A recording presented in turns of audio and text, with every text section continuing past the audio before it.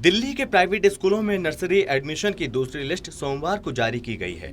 वहीं कुछ दिनों पहले नर्सरी की पहली लिस्ट जारी होने के बाद से एडमिशन की प्रक्रिया पूरी हो चुकी है और वहीं पहली लिस्ट आने के बाद से अभिभावक दूसरी लिस्ट आने का इंतजार कर रहे थे, जिसके बाद 21 फरवरी यानी कि सोमवार को नर्सरी एडमिशन के स्कूलों द्वारा दूसरी लिस्ट जारी की गई। और साथ ही लिस्ट जारी होने के बाद कड़कड़डूमा स्थित भाई परमानंद पब्लिक स्कूल के डायरेक्टर ए.के. शर्मा ने कहा, स्कूलों द्वारा दूसरी लिस्ट जारी की जा चुकी है और वहीं इस लिस्ट के जारी होने के बाद से पेरेंट्स 22 से 28 फरवरी तक एडमिशन से जुड़ी अपनी उलझनों पर स्कूल से बात कर पाएंगे। और साथ ही अगर किसी अभिभावक को एडमिशन के तौर पर अगर किसी भी तरह की समस्या होती है तो स्कूल प्रशासन द्वारा उसको समस्या का समाधान कराया जाएगा। वहीं स्कूल के डायरेक्टर ए.के. शर्मा ने कहा, हमारे स्कूल में लगभग 146 सीट हैं। वहीं अगर सीट कुछ खाली रह जाती हैं तो तीसरी लिस्ट भी निकाली जा सकती है।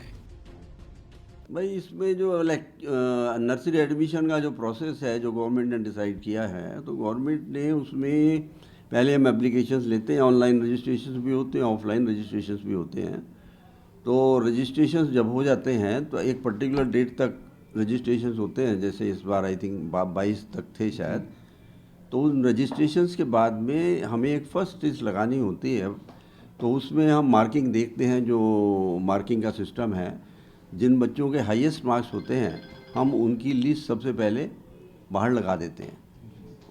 उसमें देख लेते हैं कि यदि वो सारे के सारे बच्चे हमारे उसमें कवर हो जाते हैं तब तो ठीक है, अदरवाइज़ तो कुछ जो वैकेंसी रहते हैं, जैसे इस बार हमारे यहाँ थी, उसके लिए फिर हम ड्रॉ करते हैं, पेरेंट्स को बुलाते हैं।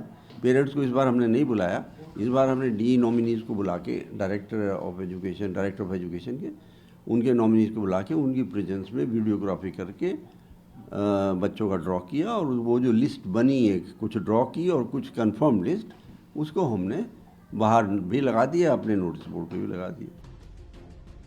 वहीं दूसरी ओर पब्लिक स्कूल मैनेजमेंट एसोसिएशन से आर.सी. जैन ने कहा, सोमवार को नर्सरी एडमिशन की दूसरी लिस्ट जारी हो चुकी है और साथ ही लिस्ट पेरेंट्स लिस्ट को स्कूल की वेबसाइट पर या फिर संबंधित स्कूल के नोटिस बोर्ड पर देख पाएंगे। और वहीं आर.सी. जैन ने कहा, अगर किसी छात्र का दूसरी लिस्ट में नाम नहीं आता है तो तीसरी लिस्ट में उन छात्रों का नाम आने की संभावना ज्यादा रहती है।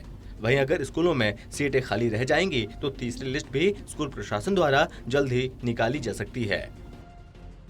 देखिए, सेकंड लिस्ट उन्हीं स्कूलों की आएगी जिनके यहाँ फर्स्ट लिस्ट में जो जितनी से निकाले थे बच्चों के नाम, उनके दाखिले नहीं हो पाते हैं।